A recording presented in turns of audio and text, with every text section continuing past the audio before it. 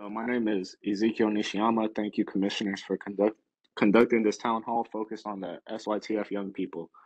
I have visited both Barry J and Campus Kilpatrick and have witnessed the lack of programming within Barry J. Although there are CBOs engaged, there is a huge issue in not having a structure for the youth with the lack of probation staff calling out. As a youth that was in Barry J 6 years ago, I don't see much of a difference in the programming. And as Commissioner Lewis said, it looks as if the facility is worse than ever. When I visited Campus Kilpatrick, sorry, I was getting a call. When I visited Campus Kilpatrick and talked with one of the youth, he said that Campus Kilpatrick felt much better. I know firsthand what it feels like to have your privacy stripped and what it feels like to be stripped out as a young person. Being told to squat and cough by an adult is very degrading and traumatizing to a young person. When I was only 15 years old, some days I would be stripped out multiple times a day and still look back at how an adult can do this to a young person. It's extremely disrespectful and dehumanizing to the youth to take their belongings, especially our pictures and letters, the things that mean most to us, the only things that we as youth are able to hold on to and look at to keep our memories of the outside world. These belongings need to be returned to our young people, all their letters, all their pictures, and their hygiene projects. No young person should be stripped down in our juvenile halls when a formal pat-down procedure is enough. On the step-downs and credible messenger providers, I think it's important that we look at CBOs for this process of step-downs and should look at ARC's housing, for example, where youth are connected with a wide variety of resources and get youth started in the community with job entry and education in the community. I came home in 2019, ARC being the first place I went to for my resources, being I was grasped by the support they provided me throughout my incarcerated journey and have been supported and surrounded by supportive folks. I want to thank the PLC for having these conversations and want to echo that we shouldn't hire any more probation staff, that we should look at the people that are connected to this work and that are connected to our systems and have lived experience to work with these young people. Thank you for the time today. Thank you, Commissioner Nishiyama. Next up, we have Frank Paredes. Frank Paredes, you are not yet unmuted. Give us a second. Okay, you're good to go. Frank, can you hear me? A bit busy with family. You're I good. just want to say thank you to the commission for making good faith efforts to communicate with us, Wendy and Frank Carrillo, and Marcia Jackie, who's not present today, as we start to think about this unified front vision that we really need to establish. There are a lot of feelings, a lot of emotions, a lot of insight, a lot of calculations, a lot of wishes and desires to move things forward. But to be quite honest, some of the presentation today, some of the information, we want to be a part of that table. We want to help decipher the codes. We don't want this puzzling feature to be consistent. We know that each of you have a vision, but we need to be able to share some of the experience that PMA has. I'm a sergeant in arms with them, and I've listened today solely on some of the budget numbers, some of the SYTF, kids moving in. That integration and what Chief Lewis, and hopefully we get to speak, Commissioner Lewis, surrounded the right amount of staff or the right staff with the kids. It's all about the engagement for success. It's all about the engagement piece. The chief talked about the relationship, this authenticity. We want to help establish the logic model that each of us are striving for these positive social outcomes for our youth. In order to navigate through all of those thoughts, we want to be able to work with each of you. For those on the call, for those that have been participating in each of these monthly communications, we understand the pressure points, but we're also going to give some real perspectives on some other consideration as we start to build forward together as a unified front. A lot of the tone that's been coming out is kind of like, hey, probation, hey, how come these things don't happen and everything else? Again, it's about togetherness. It's about the community. It's about the youth, but it's also about how our staff and the engagement pieces that we have for programming when it's safe to proceed is all kind of demonstrated. Probation has met its mark under different audit systems. This is nothing new to us, whether it's through the Department of Justice or the BSCC or the OIG. However those transitions assimilate to us, we're able to adjust. we're professionals. We're built for that. We're trained for that. And we want to see success way after probation occurs.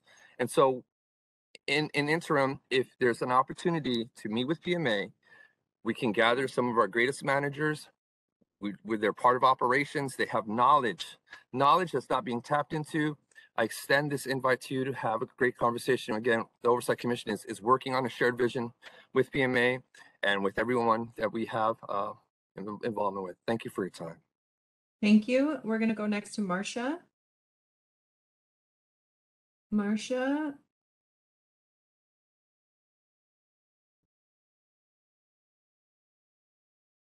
Okay, let's go on to Jackie, and we'll come back to Marcia.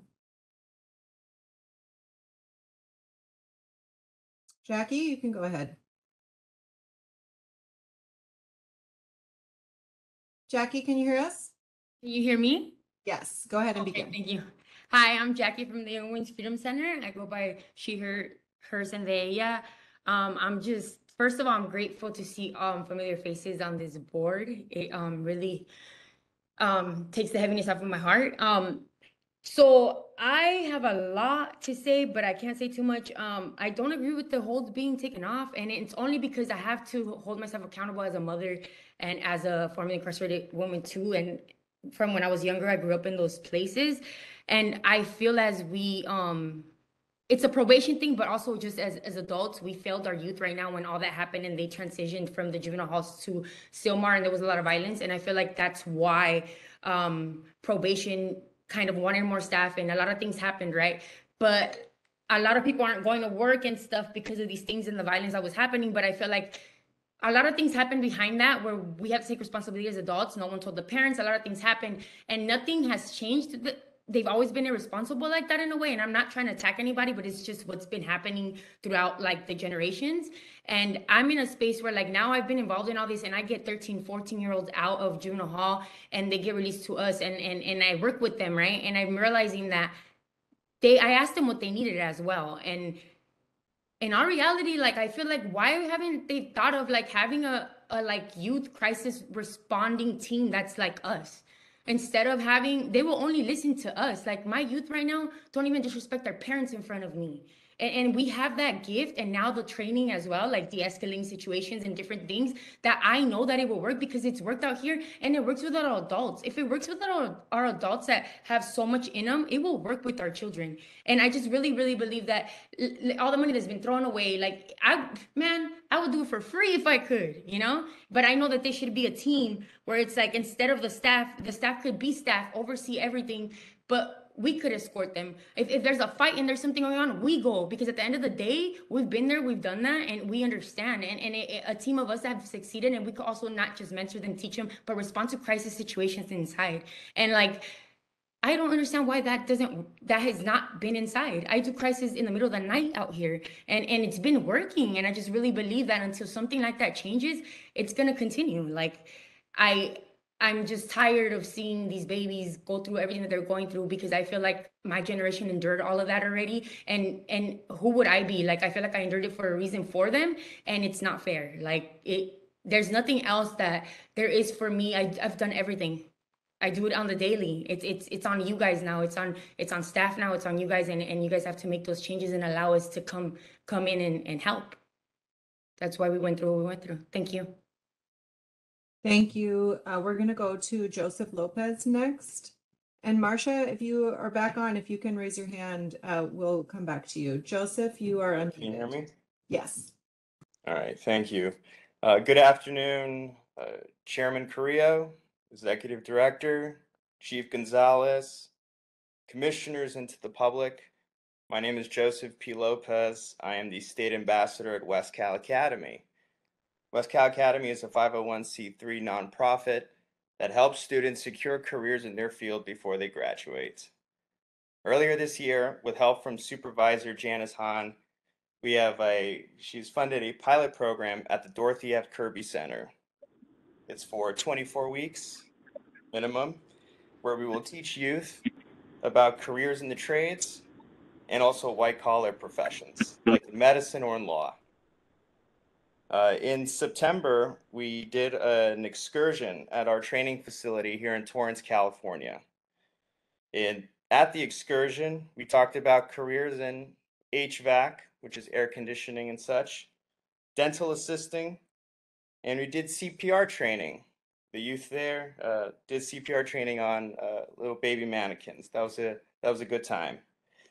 So from that, also the youth earned 5 units of transcript record, so already a clear deliverable.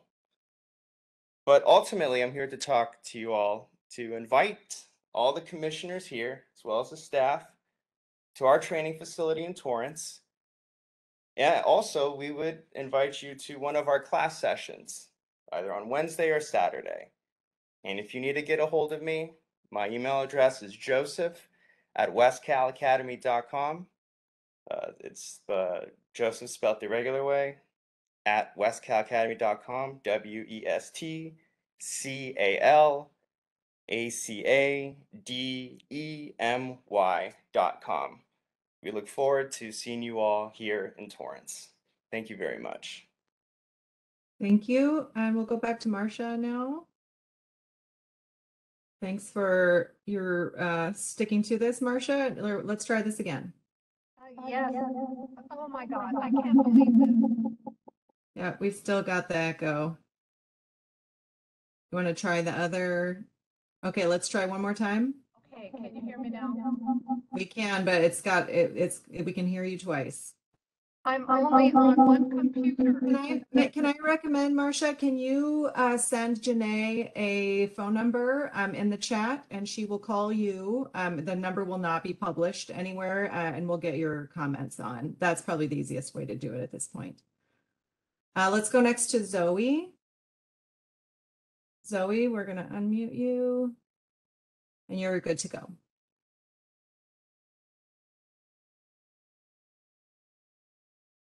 Ready. Zoe, can you hear me? Yep.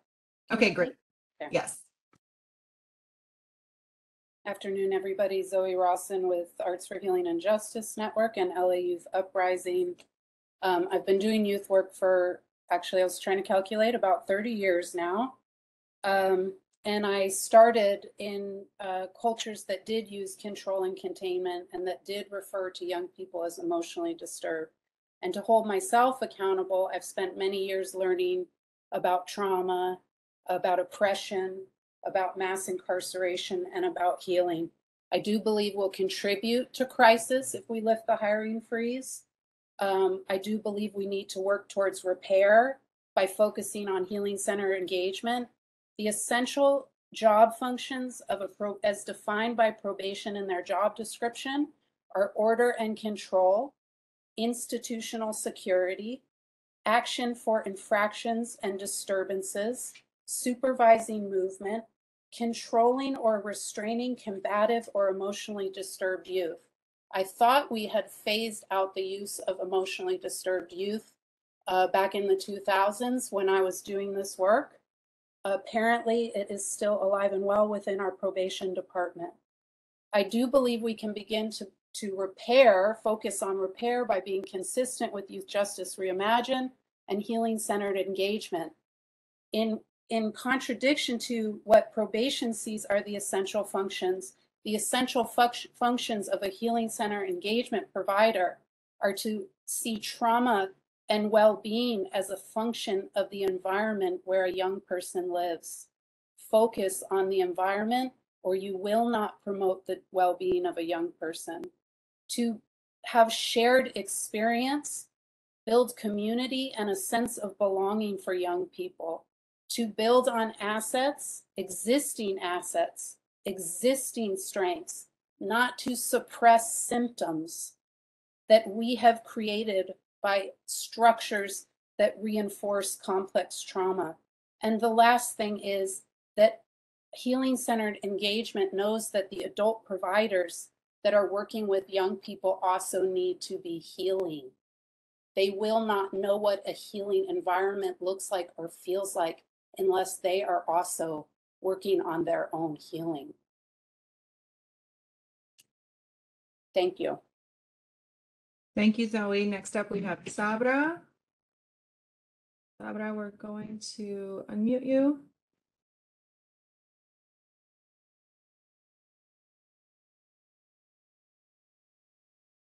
Okay, can we hear you? You can hear me? Yes, you can begin. Awesome, thank you. I'm Sabra Williams. I'm co-founder of Creative Acts, a social justice arts organization. Been working inside these facilities for probably about 15 years.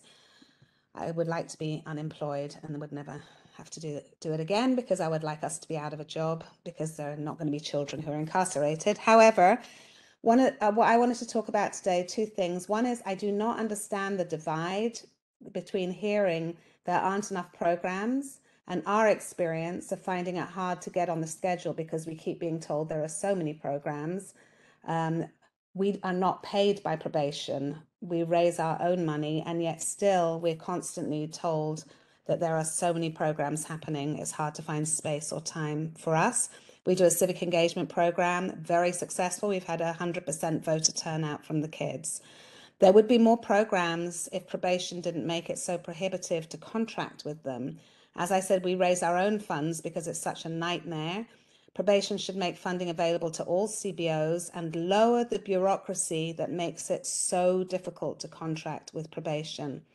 And while we're about it, we keep hearing that you want people with lived experience, but we are still having major issues getting clearance for the majority of our teaching artists who are formerly incarcerated, particularly in the probation system. Nobody can reach the kids like they can. And every time we have the same issues, people saying that they're still on probation when our teaching artists are not on probation. And now we start tomorrow and we still don't have one of our folks cleared who is not on probation and has been told that they are. Please fix that. Please fix contracting being so bureaucratic. Secondly, we should not be hiring more probation officers. Instead of adding more POs, maybe spend the time and money to better understand why they are calling out. The same thing is happening in CDCR in the adult state system. I hear from a few POs that they feel like they can't punish the kids anymore and don't know how to discipline them. So it seems like rather than hiring more people, we need a major retraining of all of the current probation officers. And if they're not up for it, maybe it's time for them to look for another job. So again, two things: make it easier to contract with probation, then you will have more programs. Instead of hiring more POs, retrain and find out the real reasons why they are calling out, because it's the same in CDCR. Thank you. Thank you, Sabra, and I will pronounce it correctly next time. Miguel Casar, you are up next. We're going to unmute you, and you're good to go. The public sort of an insight as to what continues to happen in some of these places. I think, I find it a bit absurd. I think that we kind of like find ourselves in this moment where we recognize somehow that when you create conditions for young people to flourish, when you create environments where people's rights are respected, when you treat young people with dignity and build relationships, guess what? Things get better. Of course they do. This is not rocket science, and it's kind of appalling that we're treating it as such. What is also sad is that this is actually quite incriminating of the disaster of a system that we continue to sponsor and that we continue to endorse and we continue to allow for the normative reproduction of the system. It is not surprising, and yet it continues to be infuriating. How many more stories do we need to hear about Silmar? And again, for many of us that have had these trusting relationships with young people for a long time, that have been caged in that place, these are not new, they're the norm. Again, what's happening in Silmar is not, and it's also not just about the lack of something at Silmar. It is the presence of a culture, a set of beliefs about young people, a set of practices that are endemic to probation and that continue to trample upon the rights of young people. It's a disaster. I really hope that we can stop talking about the lack of staff and we can begin to frame it as it is, which is a problem of staff not showing up, because what we've seen is that this bloated and the egregious size of probation is literally only matched by the amount of political power that they have, and especially that of its union. So this crisis, quote-unquote crisis, has been manufactured, and now they're trying to capitalize on it. It's almost like an abusive relationship where suddenly we find ourselves grateful when probation does a very, very bare minimum and treats young people with dignity. What we need is accountability, We need for all these bodies, including this one, and anybody that has power and responsibility to the public to use that power to bring urgency to the situation and stand sort of like stop dancing around the issue. I also really appreciate Commissioner Dupuis recognizing the need for bringing organizations and bodies and departments whose culture is indeed aligned with the broader goals of Youth Justice Reimagined. We're trying to do the impossible to salvage a criminal bloated institution whose culture is antithetical to what we're trying to do. And it's not like we don't have enough evidence, right? And again, the amount of energy that everybody's spending to try to begin this process, to try to build accountability, it's almost like we're trying to turn around this massive boat, and trying to convince them to treat young people with dignity, right? And we're also thinking about that same institution to be able to fulfill something like Youth Justice Reimagined.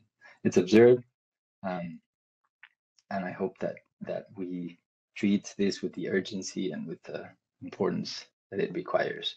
And I also feel like always an obligation to say this is not about good people, bad people, good intentions, bad intentions, but it's about policy, sound policy and action that needs to be taken so that we don't keep making mistakes. Thank you, Miguel. That's your time. Thank you for being here today. We're going to go to Marcia next. We have Marcia on the phone now. Janae, tell me when we're ready. Or Marcia, if you can hear me, I'll let you know when we can hear you. Hi. Okay, great. Yes, we can. Please go ahead. Oh, thank you guys so much. This is Marcia McLean, and I'm councilwoman for the city of Santa Clarita. And in listening to you all today, the one thing I get out of this is the frustration of what's going on at Barry J. And I don't understand who's in charge and why in the world are they not told that they need to fix what's going on there so that those serving at Barry J. Would be able to finally get the help that they need. I don't understand that at all. It seems to me that there is absolutely no one in charge that can make Barry J what it needs to be to help the young people that are there. And I'm not sure what you're being told, but I want to let you know that I know Adam Bettino and his group are looking at Camp Scott in the middle of a residential area with none of the security methods in place that are in place at Camp Kilpatrick right now, and telling you that spending many, many, many millions of dollars over the next 5 years is going to be the solution to your problem. So I just want to let you know that what he is telling you, if he's telling you, is simply a problem and not a solution to what you need for our young people. So once again, I understand your frustration. I understand the frustration of the families of those incarcerated at Barry J. And it will be far less expensive to make Barry J the facility that you want it to be in order to help the young people and not treat them like apparently they're being treated. I think that's really terrible, and I don't blame the families at all. So just get somebody in charge who can make it right. I'm not sure who that is, but please, when you make your recommendations to the Board of Supervisors, tell them that that's what needs to happen. Thank you so much for listening. Thank you. Next up, we'll go to Stacy Nunez. Stacy, we're going to unmute you. And you can begin. Yes. Okay, great.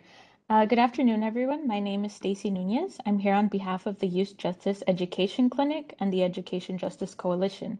And from everything that I've read from the reports and what I've heard, I'm deeply concerned by the fact that this is even being considered. I'm incredibly concerned that a quote unquote down payment, as it is referred to by the probation and the report, of 150 new POs implies that there would be more should the hiring freeze be lifted, which would be moving backwards in terms of implementing Youth Justice Reimagined. Instead of hiring more POs, as has been mentioned already, bring in credible messengers and bring in more CBOs. We should be using money to bring in more programming options for young people, both inside the facilities, but also connecting them with programs and opportunities in the community to better bridge the reentry gap.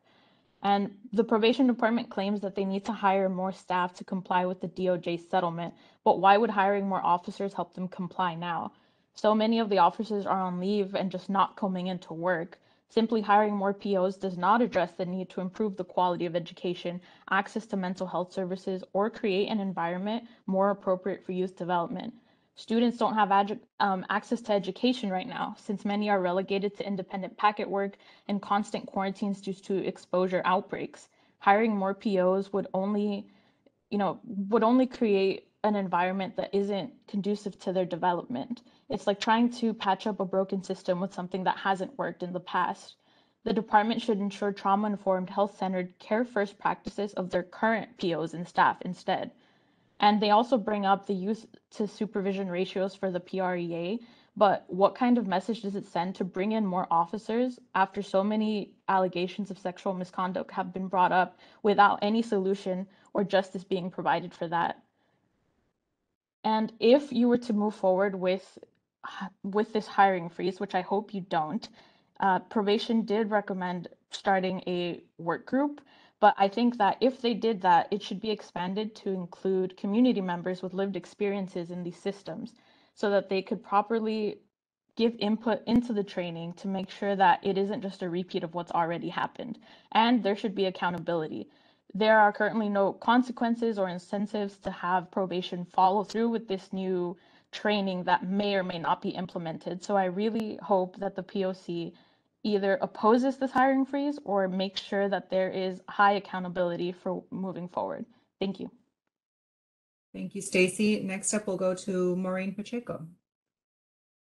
Maureen, you are still muted, but give me a second.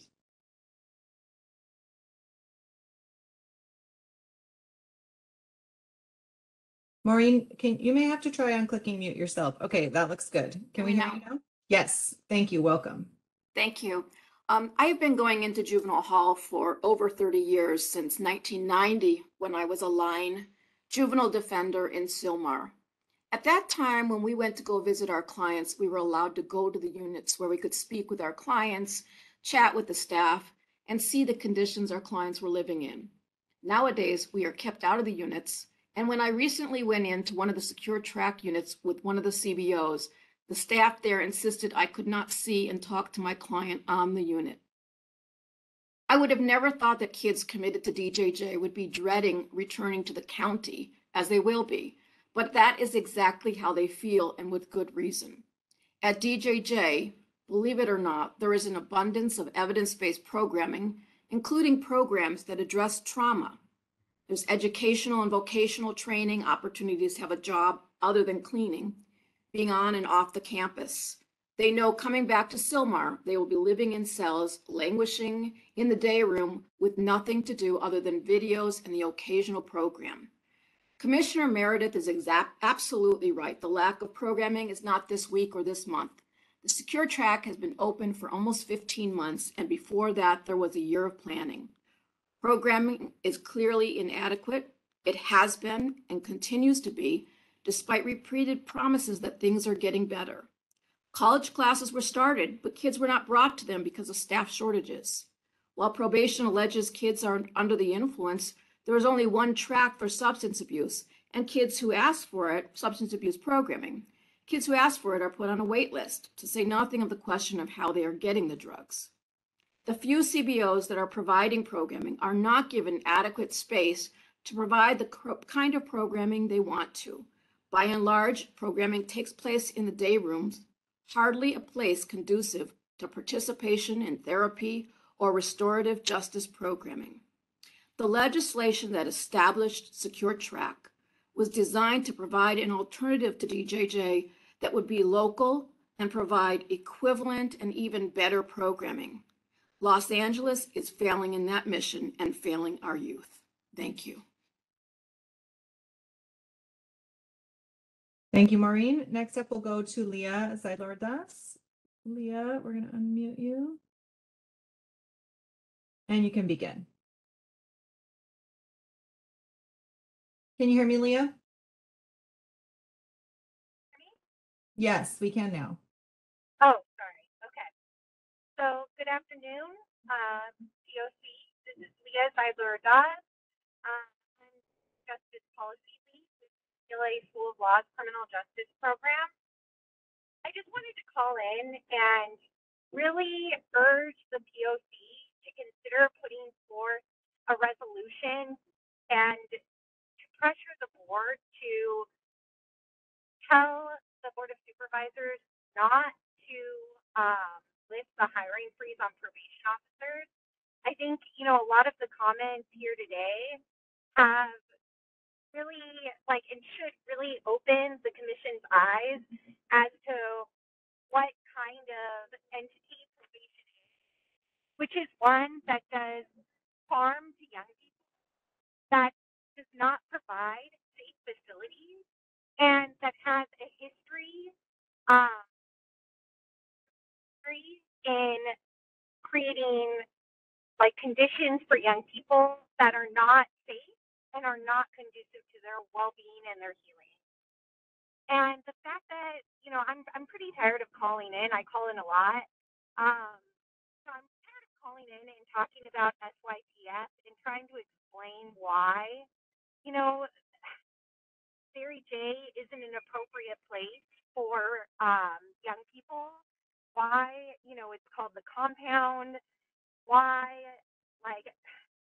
why we aren't talking about bringing in community-based organizations and compensating those community-based organizations to actually provide services. I'm pretty sad to hear that there are CBOs who are calling in to give public comment and are, talking about the fact that they're funded by outside funders and the process to, go through getting money from the county is so arduous that they'd rather not go through it. Those community-based organizations are the cornerstone of, what young people that are in these spaces really need in order to, feel safe and have access to healing opportunities. And so, one of the biggest things that needs to be talked about more is how can we fund those community-based organizations and credible messengers and people with lived experiences to come into the juvenile halls and camps and provide those supports to youth, because they by far could do a better job than any law enforcement official, which is what probation is. They're a police force. They're violent, and they cause dangerous conditions to young people in halls and camps. We need those community-based organizations more than we need probation. And so please, do not, please do not consider lifting the hiring freeze. Please support It's an your time, alternative Leah. that. Thank you. And Chair Carrillo, we have one final comment. That's Krista Newbel, and then I'll turn it back over to you. Krista, we're going to unmute you and you can begin.